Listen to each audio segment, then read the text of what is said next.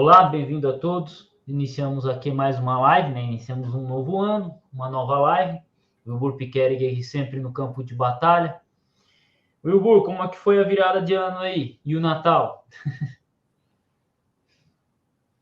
Olha, sem família, Natal é praticamente mais um dia. Como você sabe, Jesus não nasceu no dia 25 de dezembro mesmo.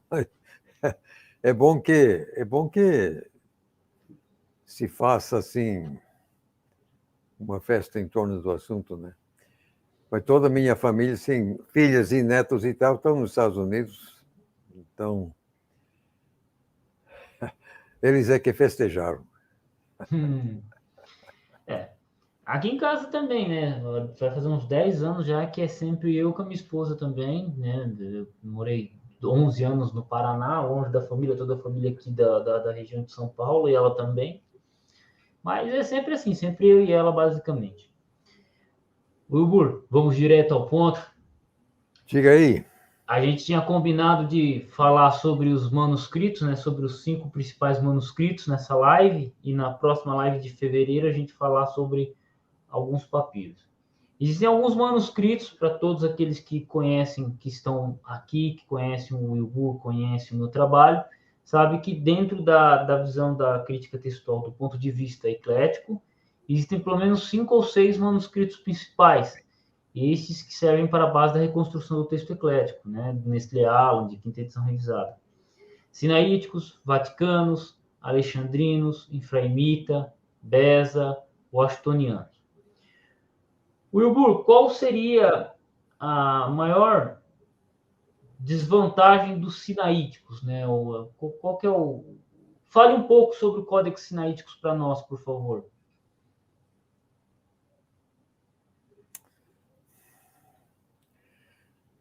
Olha,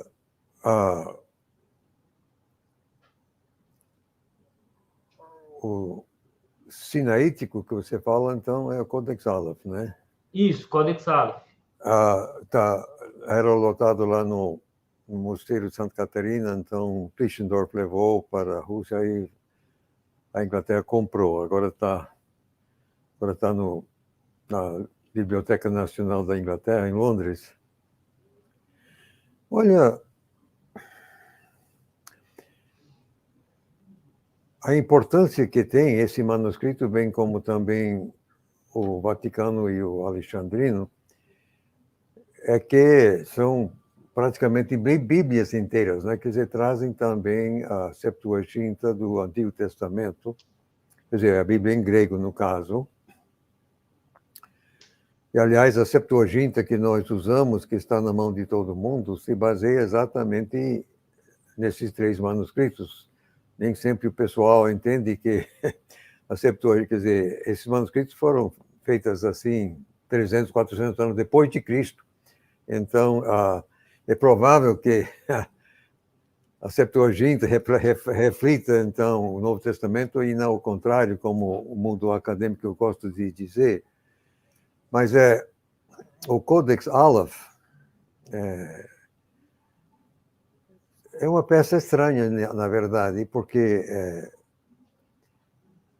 é de péssima qualidade, no meu ponto de vista. Mesmo assim, do outro lado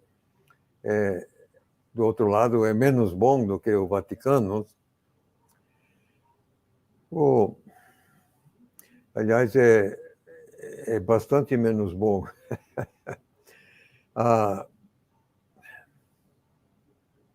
Através dos séculos, nada menos que 10 pessoas diferentes, isso se sabe pela mão, o tipo de grafia e também a tinta diferente, tentaram corrigir assim os milhares de erros que o Codex Aleph contém. Literalmente, 10 pessoas ou mais, através dos séculos, até o século X, pelo menos, e mesmo assim não conseguiram corrigir tudo. Mas o Codex Aleph simplesmente é de uma qualidade triste. como você já me ouviu falar, é simplesmente um fato, qualquer um pode constatar. Já acho que esses manuscritos estão disponíveis até em imagens assim digitais na internet gratuitamente. Qualquer um pode cotejar, verificar que só nos 4 evangelhos, Codex Beis Aleph, discordam mais de 3.000 vezes entre si. Isso sem contar diferenças em grafia e tais coisas. É coisa maior mesmo. Então, arbitrariamente, vamos dizer que quando, deixando de lado, às vezes que todos os dois estão errados, mas mais de 3.000 vezes que ficam batendo entre si, vamos dizer que Codex Aleph tem 2.000 erros e Codex Beis só tem 1.000. Agora, um manuscrito com 1.000 erros assim, nos 4 evangelhos é um péssimo manuscrito, convenhamos. Eu tenho algum manuscrito que não tem mais do que 1 dúzia de erros nos 4 evangelhos. Então, aí você tem um manuscrito bom. Só tem 1 dúzia de erros em 4 evangelhos. Aí, isso é mas tem 1.000, então, que tem 2.000.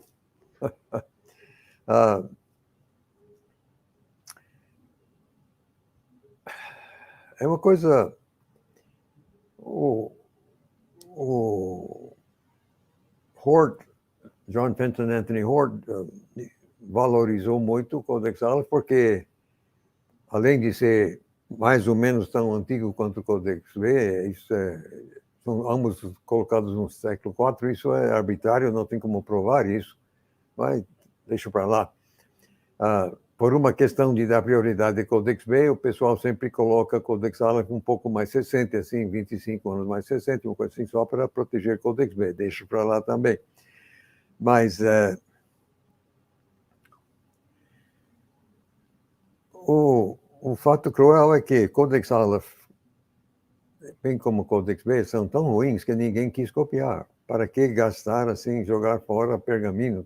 Pergaminho era caro, couro, né?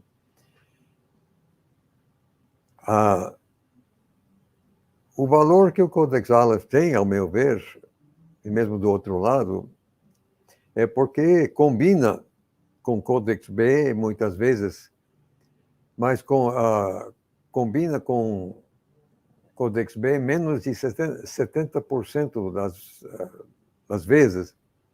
E o erudito Ernest Cadman Cowell, que ele era uma das principais figuras na crítica textual no Testamento nas décadas 50, 60, por ali do século que passou, ele chegou a ser presidente da Universidade de Chicago, um erudito sem dúvida, mas ferrenho inimigo da Bíblia, ele sempre contra, mas ele mesmo, quer dizer, do outro lado, mas diz que ele colocou um piso de 70%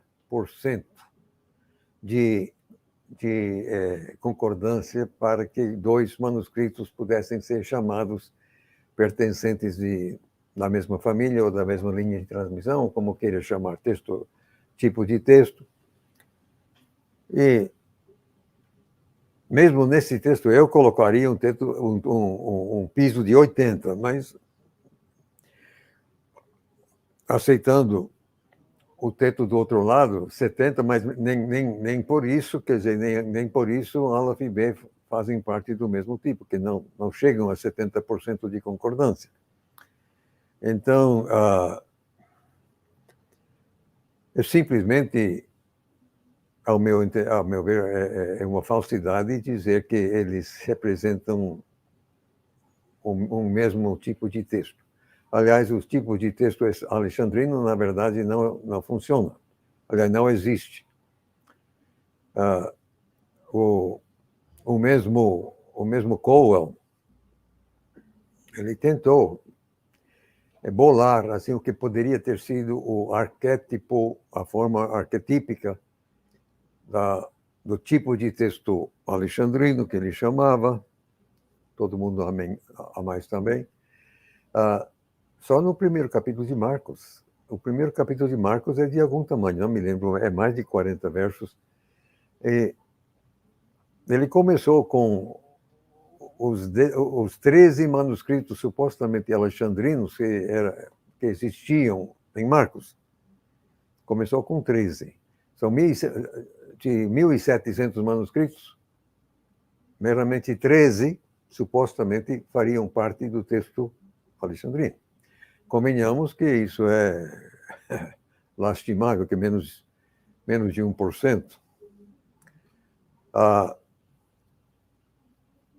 Mesmo assim, só um capítulo, primeiro capítulo de Marcos, mesmo assim, a discrepância era tão impossivelmente tremenda que ele descartou 7 dos 13, que eram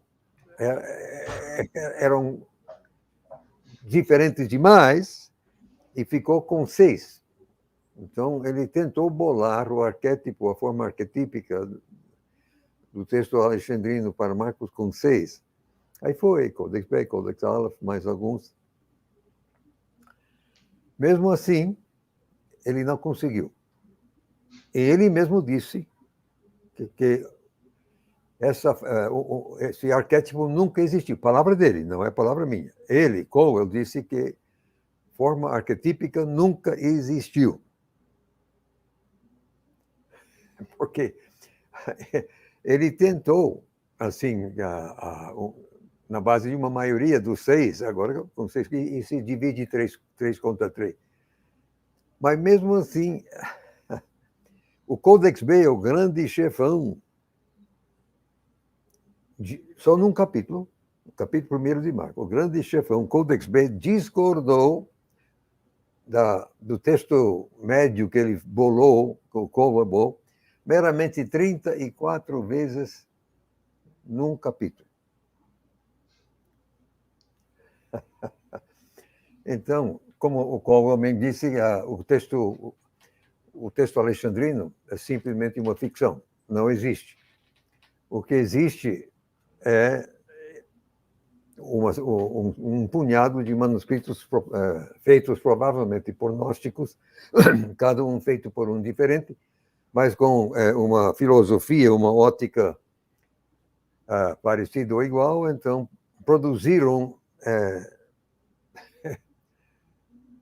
barbaridades parecidas, mas que não combinam nunca assim todos. É uma coisa impressionante. Então,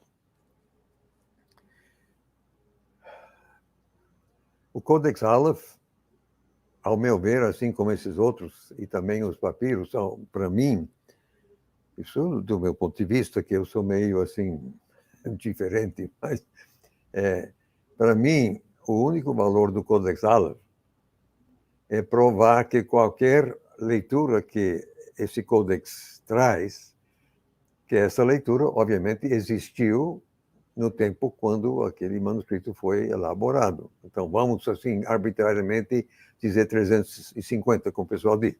Tá, bom, 350, vá. Então, qualquer leitura, qualquer variante que a Codex Aleph tem, então, existiu no ano 350. Óbvio. Pacífico. É o único valor que eu dou a esse manuscrito. Também os outros, os papiros. Para mim, o único valor que eles têm é provar que qualquer leitura que eles têm existia fatalmente quando o manuscrito foi produzido. Não tem como negar isso, óbvio. Então, eu utilizo esses manuscritos exatamente dessa forma, para provar que a leitura X existiu no ano 350, existiu no ano 300, no caso dos papiros 75 ou 66, no ano 200. Isso já é alguma coisa. Quer dizer, se você pode provar que uma certa variante, uma certa leitura existiu no ano 200, ora, então existiu no ano 200. Então, você já está chegando perto da fonte. Só isso. Perfeito. Se eu não me engano, o Codex Sinaíticos, ele traz também a cópia da Epístola de Barnabé, né? Se eu não me engano, né? Sim, eles trazem. eles trazem os livros que nós chamamos de apócrifos, que a Igreja Romana chama de deuterocanônicos. Sim, esses grandes e lindos manuscritos assim da Septuaginta trazem também esses livros. É de lá, aliás, que vem, que no texto hebraico nunca existiu isso. O texto hebraico nunca teve esses livros deuterocanônicos que a romana chama, nós chamamos de apócrifos. Então tá. Só exatamente na Septuaginta e nesses manuscritos que vêm do Egito, da Alexandria. Sim. Se eu não me engano, a Epístola de Barnabé, ela era tida como, não é como lenda, né? Havia menção, citação dela dentre os pais da igreja, mas quando só foi ter certeza que ela existiu quando achou os sinaíticos, né? Achou os sinaíticos, aí estava lá a Epístola de Barnabé junto. Perfeito. O senhor já deu uma comentada sobre o Codex Vaticanus, que é o segundo, né? Acho que o mais importante, pelo que o senhor colocou.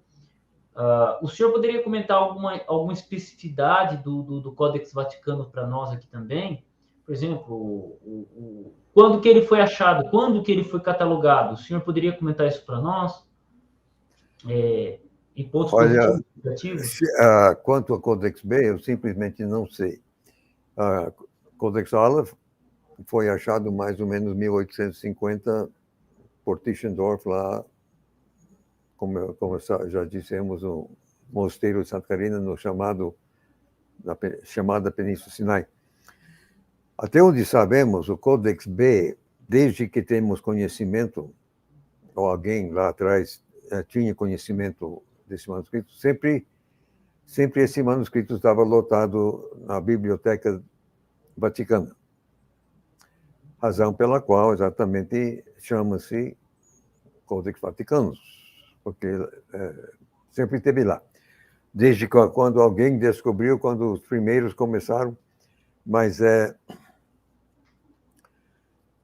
eu confesso que nunca me dei ao trabalho a pesquisar essa questão, mas eu, chutando por alto, eu creio que deve ter sido John Bengal, um desses assim, ainda no século XVIII, 1700 e tal, que procurando ampliar a base de manuscritos para o texto, que naquele tempo era o texto chamado texto recebido, né?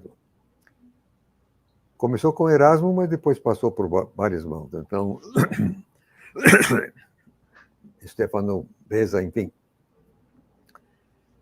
Um deles, não me lembro quem foi, descobriu o Codex B lá no Vaticano, e então aí que veio ao conhecimento do mundo a existência dessa coisa. Então, como era obviamente antiga, além disso, o material é um velino muito fino. Você acha quase que é um papel. É uma coisa muito bem, quer dizer, o material, o pergaminho, mas é de uma qualidade extraordinariamente fina, então chamamos de velino.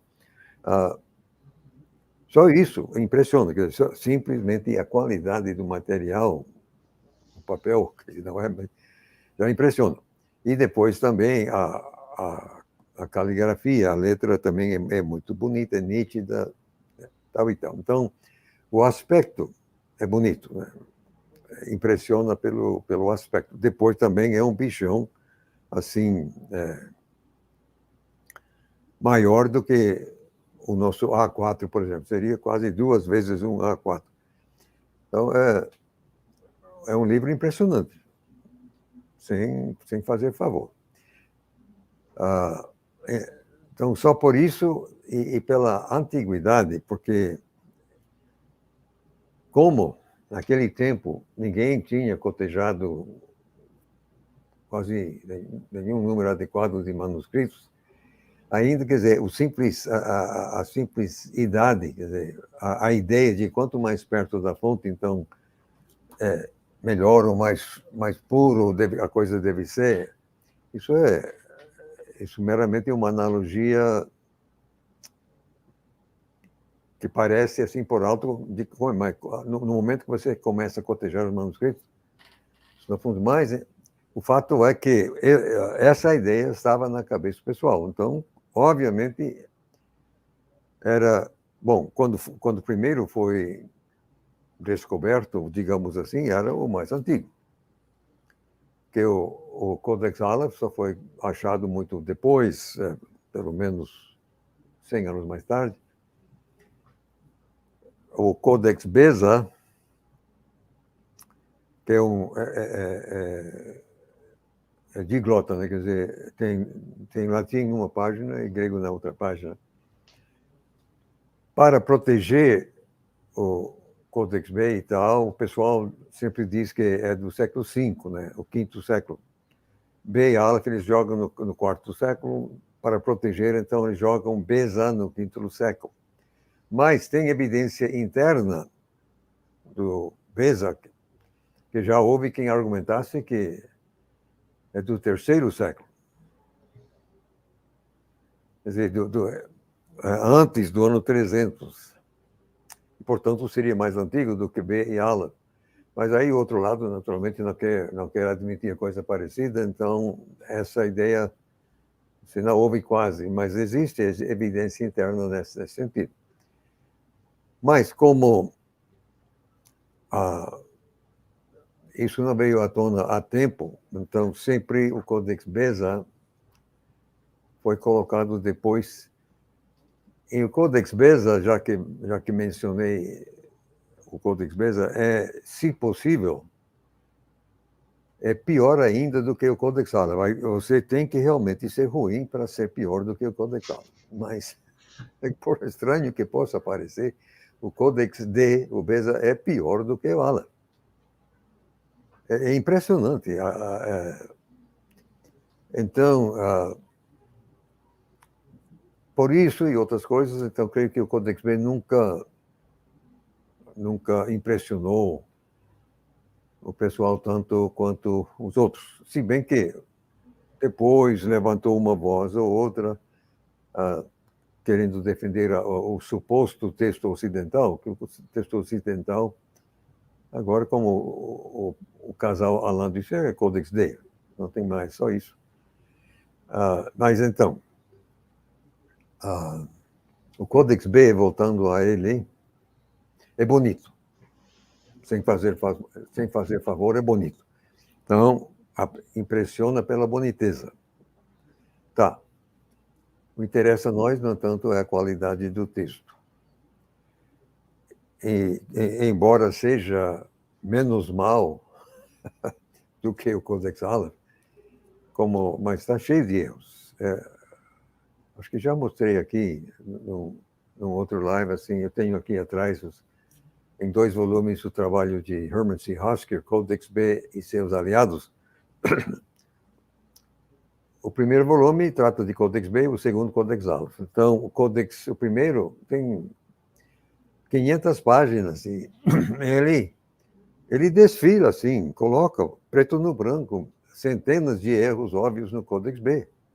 Isso é objetivo, não é uma coisa subjetiva. Não, eu gosto daqui, eu gosto dali. Não. Erros cabais, objetivos, está aí. Então, o pessoal que segue dizendo que o Codex B é melhor manuscrito é meramente desonesto, ou então é ignorante, porque a prova cabal já está no papel desde 1916, quando a coisa foi publicada. Então, são mais de 100 anos. Essa evidência está no papel, está aí, foi publicado, qualquer um pode tomar conhecimento. Então, ainda a esta altura, alguém dizer que Codex B é bom é porque ou é ignorante ou é desonesto. Então, é que podemos dizer. Agora, o que você não vai ouvir em nenhum outro lugar, provavelmente, porque quem escreveu o artigo foi Zane Hodges, e ele já morreu faz algum tempo. Ele, então, não está aqui para dizer. Mas ele e mais um colega prepararam um artigo, me esqueço do outro, ele talvez ainda viva, mas eles analisaram o Codex B, estamos falando do Codex B, e o Papiro 75, que o papiro 75 assim goza de muita importância no outro lado, porque combina com o Codex B mais do que faz o Codex Allen. Então, 75 literalmente passa acima do piso de 70%. O papiro 75 concorda com o Codex B, acho que é 78%. Em termos de manuscritos alexandrinos, isso é mirabolante, isso quase não... É o topo. Livros de primeiro grau. É o topo. Para mim, nem chegou no piso, porque para o meu piso é 80, mas... o que o pessoal outro nunca vai te dizer, do outro lado, é que se concordam 78%, mas e os outros 22%? Quer dizer, obviamente, discordam 22%. E esses 22%,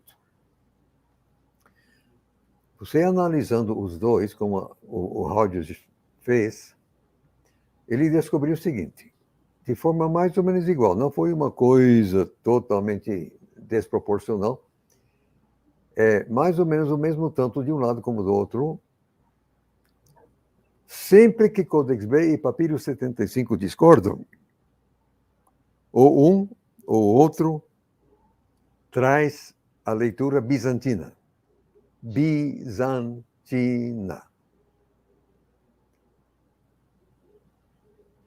Sempre.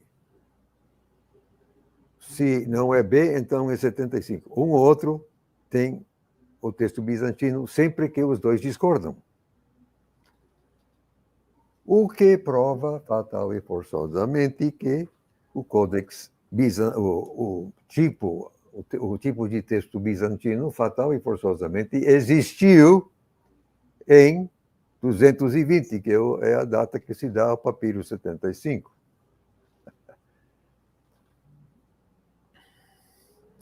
Isso aí, outro lado, nunca vai te dizer, mas você pode ver. Essas coisas você pode acessar agora, cópias digitais, assim, livremente na internet, qualquer um pode conferir. Papiro 75, você está lá, pode ver. Codex B está lá, pode ver. Você pode comparar. Quando discordam, ou um ou outro está sempre com o texto bizantino. Wilbur, isso que o senhor está falando agora, eu já tenho percebido o seguinte, quando você pega a própria quinta edição revisada ou Nestlé Aland de 28, sempre que os sinaíticos, no caso, os sinaíticos ou o Vaticano discorda, sempre um dos dois está do lado do texto majoritário, né? O texto bizantino ou a família 35, sempre pende para esse lado. Sempre quando os dois estão discordando, sempre um dos dois está indo. Então, uma hora os sinaíticos concordam com o majoritário, outra hora o Vaticano concorda com o majoritário e discorda dos sinaíticos. E tem vezes que os dois discordam em si. Você não precisa nem agora cotejar os manuscritos. Já está aí no NA 28, está aí na nota de rodapé para você, no aparato, já está aí.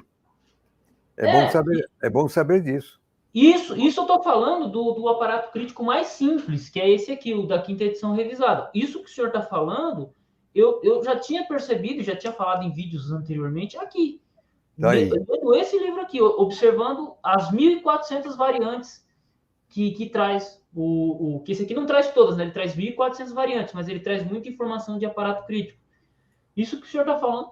Mas me deu vontade de agora fazer uma pesquisa dentro dos manuscritos agora, já que o senhor falou que o Zantes e Rodrigues já provou isso antigamente. Pô, era só isso que eu queria falar. Bom, você pode entender por que outro lado não vai querer nunca falar disso, mas é um fato e, obviamente, ajuda o nosso lado, assim, grosso modo, né? Quer dizer, prova que o texto majoritário bizantino, como você queira chamar, é antigo. Aliás, como o milagre ainda acontece,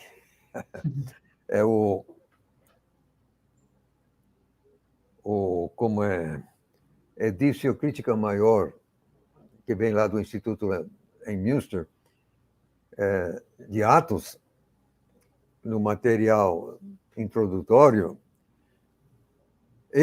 eu não, eles já dizem que o texto bizantino é antigo.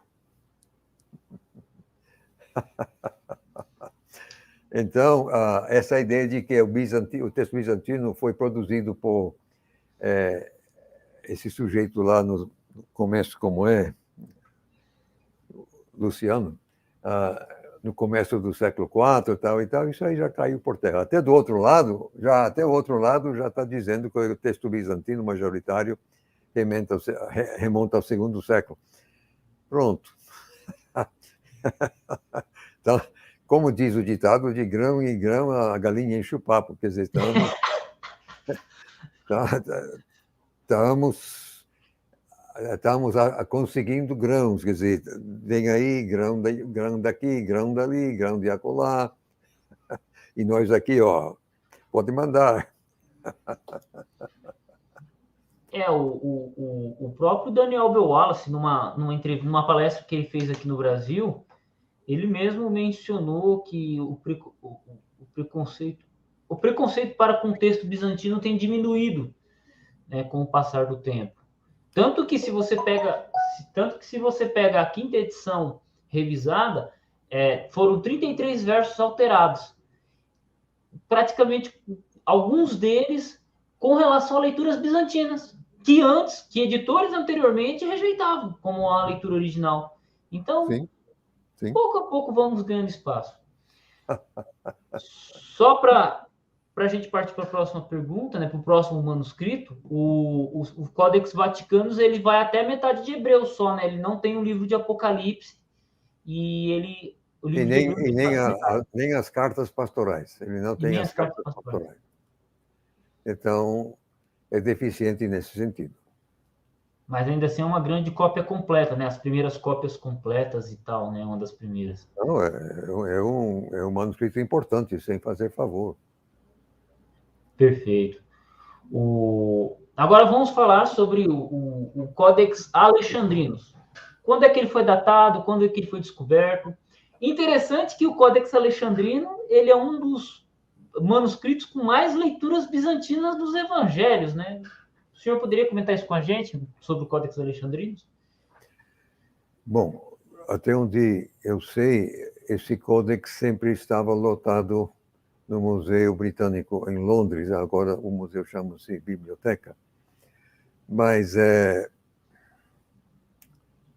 exatamente quando é que veio parar lá, eu nunca andei atrás para saber disso.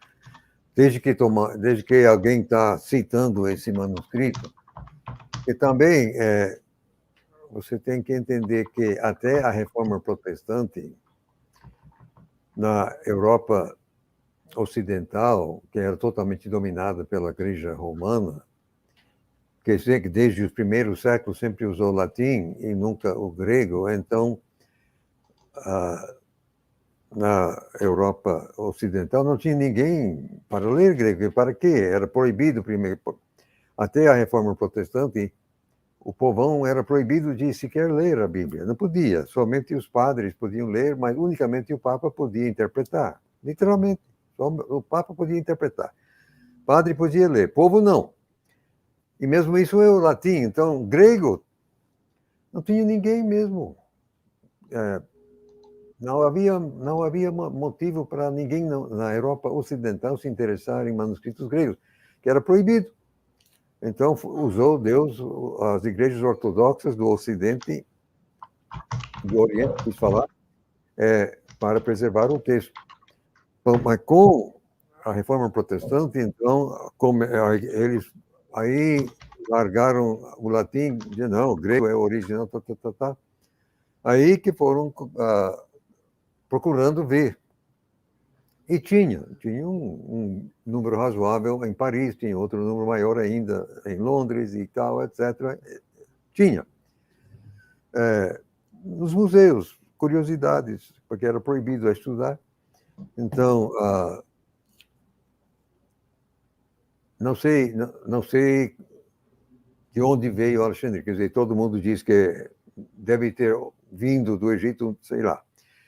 Vamos falar, no entanto, da qualidade de texto, é o que nos interessa.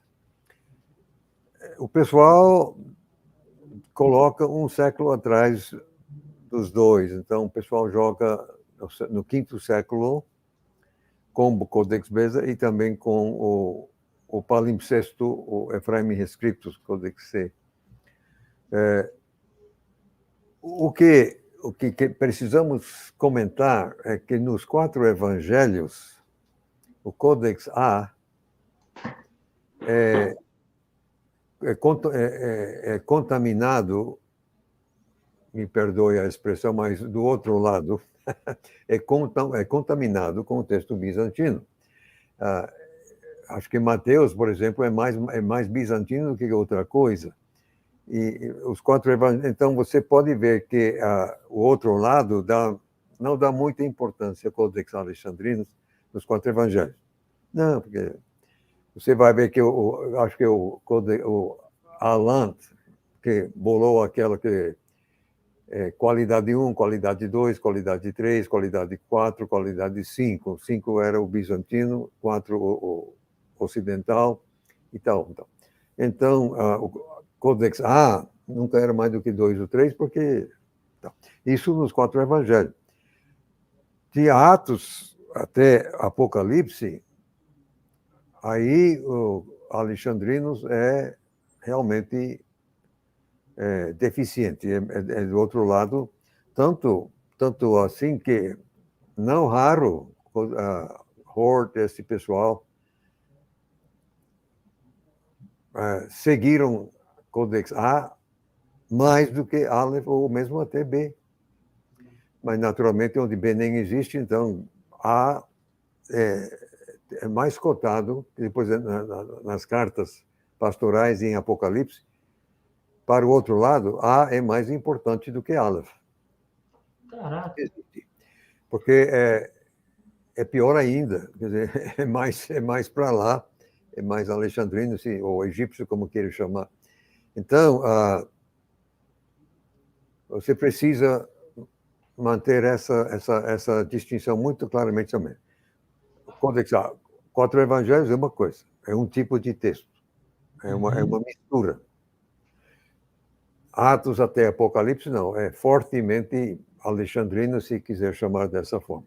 Então, é isso. É isso, quer dizer, como... Não, do meu lado, outra vez, quer dizer, a importância que tem é provar que qualquer leitura que tem existiu quando ele foi feito. Mas nada, eu não dou valor maior a esse manuscrito. Se bem que nos 4 evangelhos, volta e meia, nos ajuda. Perfeito. Eu estou trazendo aqui o Rafael, ele é fruto do seu trabalho também, Igor. Eu conheço ele há um tempo, é um carinha que estuda bastante. Ele tem algumas perguntas acerca do Codex Alexandrinus para o senhor também. Fala aí, Rafael. Boa noite, boa tarde, Adolfo, todos estão ouvindo, Dr. Pickering. É uma honra estar aqui. É uma honra estar aqui na presença de vocês. Fico muito feliz pelo teu trabalho. Hoje defendo a linha bizantina, do texto bizantino. Gosto muito do texto bizantino. Graças ao teu trabalho, aquele livro, Identidade do Texto, que tem uma tradução, Qual o Texto Original do Novo Testamento. Eu sou um fruto desse livro seu. Então, hoje, se eu entendo que o texto do Novo Testamento foi preservado, eu entendo que foi através do texto bizantino, da massa de manuscrito bizantina, e seu trabalho foi o que me fez entender isso, entendeu? Porque o outro lado, dentro do texto eclético, os tais melhores manuscritos, para mim, não consigo achar um arquétipo, não consigo entender que ali sobreviveu o texto original. Uma pergunta que eu gostaria de perguntar para você, nas suas pesquisas e tal, sobre o livro do Apocalipse. Muito interessante, você estava falando do Codex Alexandrino, né, nas cartas pastoral. É muito interessante que no Apocalipse, o Codex Alexandrino tem muito mais peso que o Sinaítico e o próprio Papiro 47. Porque eles falam que o Códex Sinaítico no Apocalipse está corrompindo. Só que eles mesmos caem na contradição quando eles pegam o Códex Sinaítico e falam que é o melhor texto nos evangelhos. Os editores da UBS, eles não têm uma linha de pensamento. Pô, a gente segue o mais antigo por causa disso. Não, uma hora nesse livro é melhor, nesse é melhor. Eles não têm uma unanimidade, entendeu? Eu gostaria de entender, seria por causa disso o Alexandrino ser um pouco melhor do que o Sinaítico no Apocalipse, Dr. Pique? Você precisa entender o que já tenho falado abertamente, que esse pessoal, eles são inimigos da Bíblia, eles não creem que o Novo Testamento seja inspirado, e todo o trabalho deles visa exatamente minar qualquer tentativa de defender a inerrância do texto. Então, eles propositadamente enxertaram erros de fato e contradições cabais no texto grego deles. José Ernesto Yalante, sobre as sociedades bíblicas, isso eles fizeram de propósito. Então, por que eles gostam mais do Codex A no Apocalipse? Porque o Codex A exatamente traz mais problemas para o texto verdadeiro do que os outros.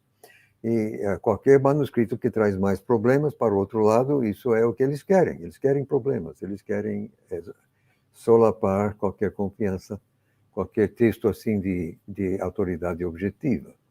Então, exatamente um caso célebre, não me lembro mais do endereço lá,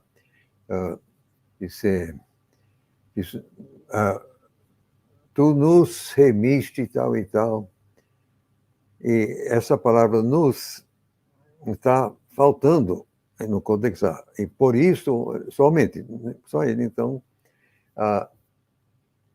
aí, então, o outro lado não quer nos, porque o nos aí são os anciãos lá em cima, então eles não querem isso, então cortam fora seguindo só esse um manuscrito. Só que aí as traduções que se baseiam nisso tem que o verbo remir é transitivo, então exige um objeto direto. Então, se você corta fora nos, que é o objeto direto, a tradução, você tem que suprir um objeto direto, você tem que inventar um objeto direto. Então, eles colocam, porque remiste homens, ou eles chutam qualquer coisa, porque estão seguindo esse Codex Alexandrino. Então, a resposta que eu dou, a razão pela qual eles preferem é porque cria mais problemas, exatamente. É pior, na verdade, que outros. O Papiro 47 é o mais antigo que temos, que é a memória, quer dizer, de algum tamanho. Você tem algum fragmento outro mais antigo, mas de algum tamanho, se quase o livro inteiro é Papiro 45 mesmo. É bem mais antigo do que o Codex Alexandrino, ou mesmo do Codex Aleph. Deve ser uns... Não me lembro. Em todo caso, a resposta que eu dou à sua pergunta é essa.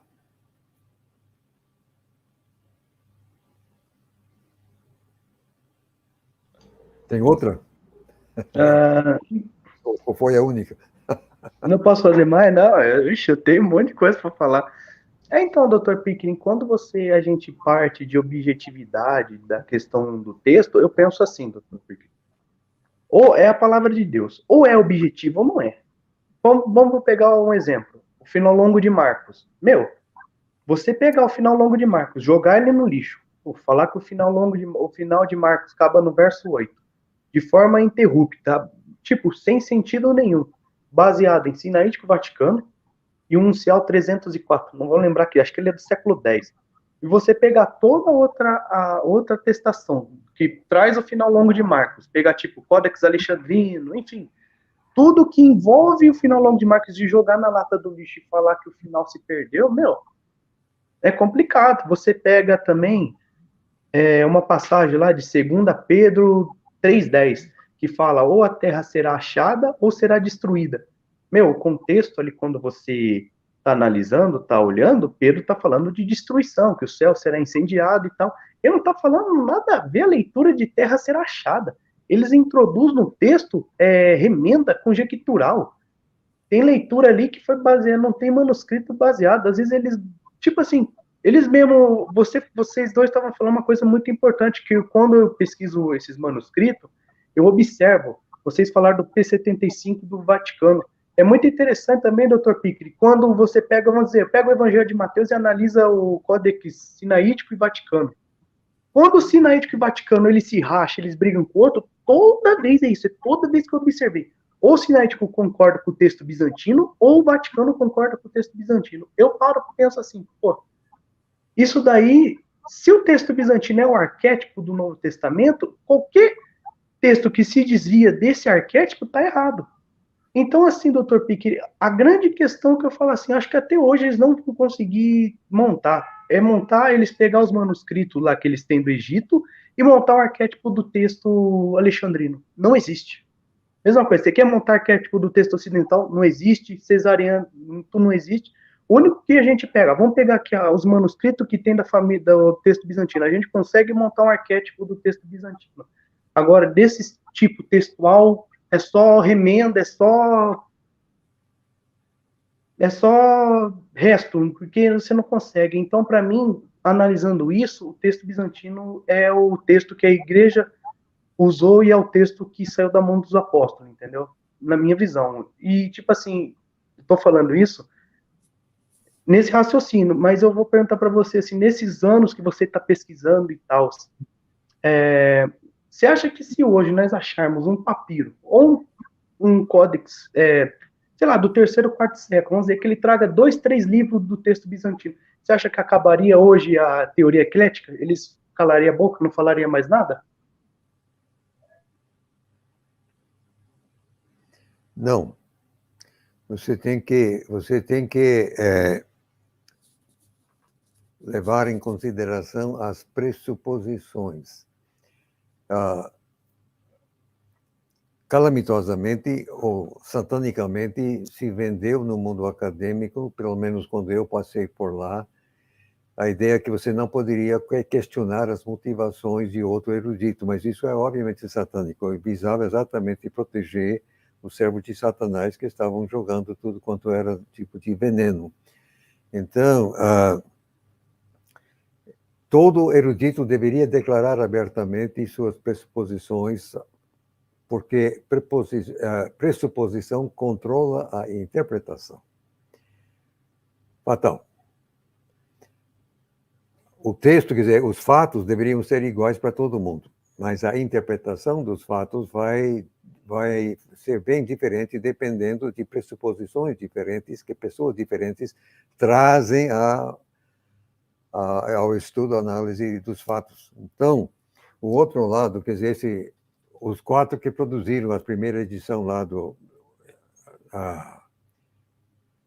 juntos, né, do Nestlé lá, acho que foi o 25, foi 26, e a primeira da Sociedade Bíblica Unida, os 4 homens eram Courtauld, Matthew Black, Bruce Metzger e Alan Wicker. Nenhum dos 4 cria que o Novo Testamento era a palavra de Deus, nenhum. Então, todos os 4 eram servos do outro lado. Aí acrescentaram o cardeal Martini, da Igreja Romana, e com isso, da primeira edição para a segunda, fizeram mais de 500 alterações do texto favorecendo a Igreja Romana, a doutrina romana. Foi por isso que colocaram o cardeal Martini. Creio que todo mundo, ele também já morreu, os outros já morreram. Depois colocaram a segunda mulher de Yolanda, Bárbara Lara. Se ela não morreu, já está a caminho. Mas também ela era ainda pior do que o marido Kurt. Então, você tem essas pessoas que são inimigas do Novo Testamento e são pessoas que estão servindo a Satanás, atacando. Então, essas pessoas, por uma questão de sua a sua orientação e o compromisso que tem com o outro lado nunca vão, quer dizer, as evidências simplesmente não vêm ao caso para essas pessoas. Eles não querem reconhecer. As evidências já são mais do que tranquilas. Eu já provei empiricamente a forma arquetípica da família 35, que eu chamo de Mateus 1:1 até Apocalipse 22:21. Então, é a única família que eu saiba até hoje que tem realmente um arquétipo definido de fora a fora. Que você tem que entender que o texto bizantino tem talvez 30 linhas de transmissão lá dentro. Então, não é monolítica. E em muitos lugares simplesmente não existe uma leitura majoritária. Não existe. Quer dizer, nenhuma leitura tem 50% dos manuscritos. A dificuldade maior está no Apocalipse, onde 150 lugares não existe sequer qualquer variante com 50%. E tem outros 200 lugares onde fica abaixo de 60%, e que com isso não é tão convincente assim. Mas também, através do Novo Testamento, cai lá, você tem lugares, dúzias, se não centenas, onde não existe uma leitura majoritária. Então, dito isso, essas diferenças não são de grande importância. Eu não combato nem o texto majoritário de Hodges e Fartari, nem também do Robertson Pierpont. São excelentes manuscritos, excelentes edições, textos. Quem utilizar estará bem servido. Então, eu não estou aqui para combater. Eu nem combato, aliás, o texto recebido. É um pouco menos bom, mas é adequado para praticamente qualquer efeito prático. Quer dizer, a dificuldade, quer dizer, eu digo, por exemplo, que o texto recebido tem 98% da redação original, mas o 2% é grafia, se tem artigo, se não tem artigo, a ordem relativa das palavras, quer dizer, são diferenças que quase não alteram o sentido. Então, não é como o texto eclético chamado crítico, porque aí eles mudam propositadamente o sentido. Aí é outro assunto totalmente. Então, é o texto eclético crítico que eu combato. Agora, voltando à sua pergunta, por causa das pressuposições do outro lado e o objetivo deles, eles nunca vão aceitar. Nunca vão aceitar.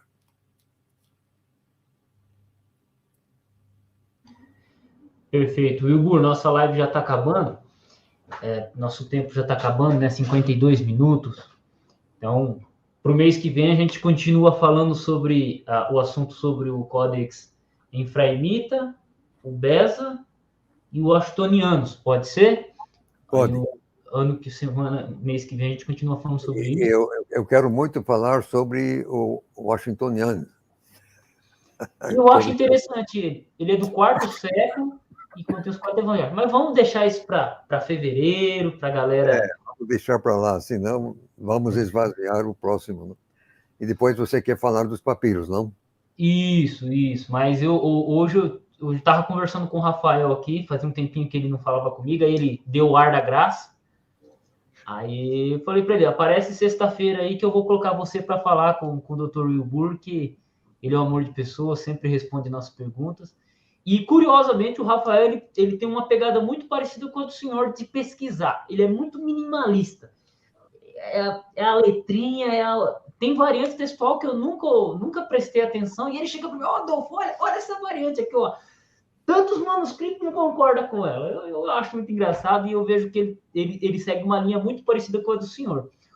Que caminho o senhor daria, só para a gente finalizar a live, para o Rafael seguir no caminho da crítica textual, para facilitar o caminho dele? Que dica o senhor daria para ele aqui, para o Rafael? Ensinamento de um veterano para um novato.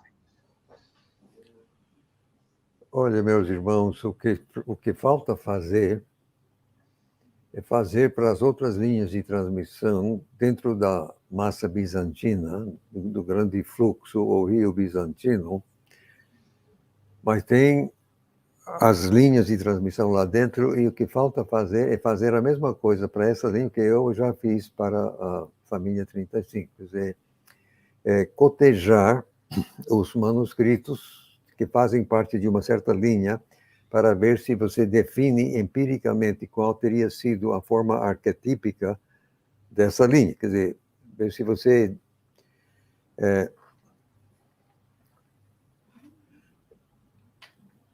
Existem lugares onde você pode achar assim uma ajuda para começar, por exemplo, a série Text und Textwert.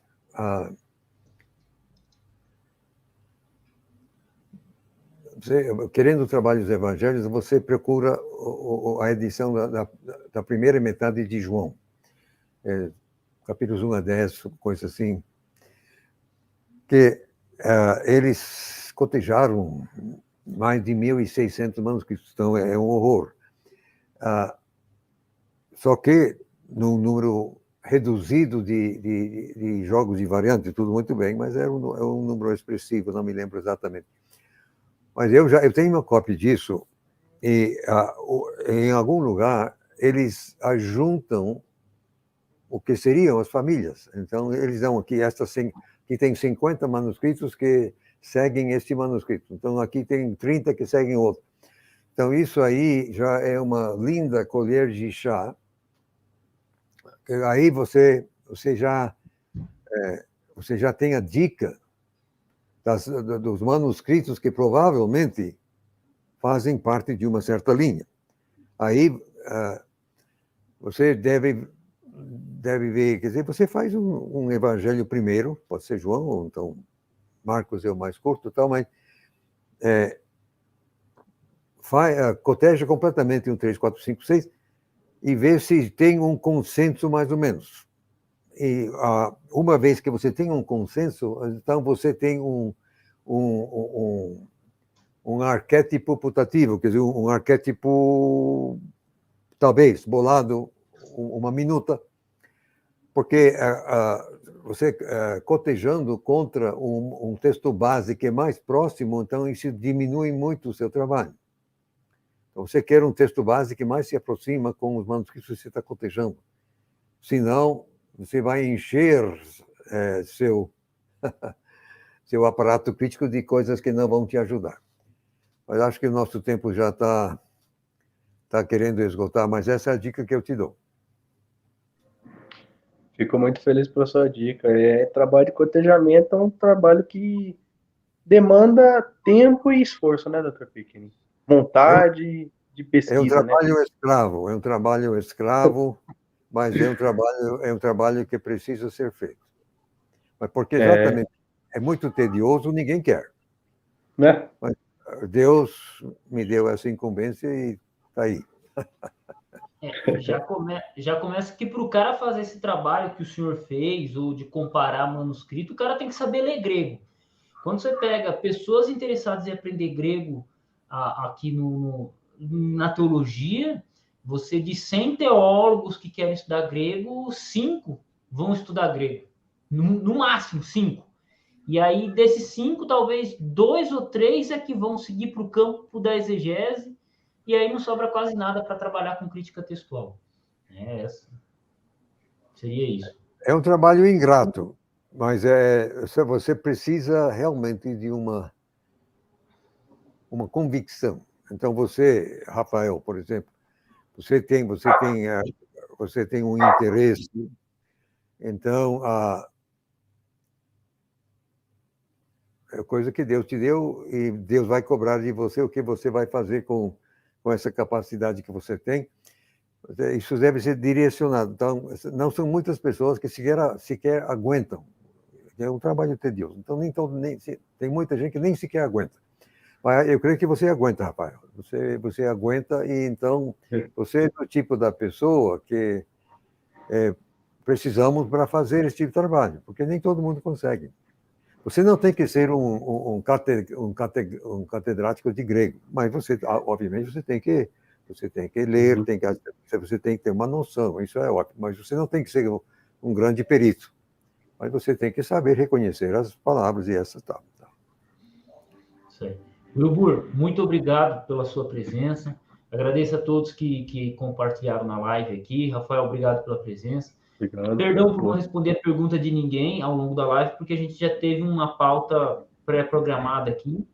Um abraço a todos. Wilburzão, obrigado, Deus abençoe e até o mês que vem.